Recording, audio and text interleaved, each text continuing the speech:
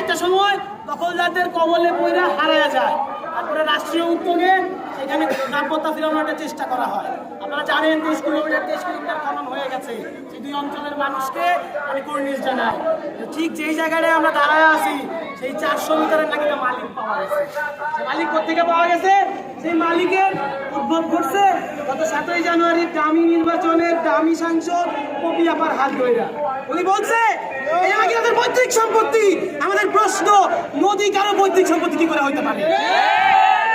আমাদেরকে তারা সিএস এর ভুগিচুকি বুঝায়, আর এর ভুগিচুকি বুঝায়। যদিও সেইখানে শুভঙ্করের ফাঁকি আছে, সেই আলোচনা করলে বক্তব্য দীর্ঘায়িত হবে, সেই আলোচনায় যাব না। কিন্তু সিএস জরিপ, আর জরিপের জন্ম হওয়ার আগে নদী জন্ম হয়েছে। সেই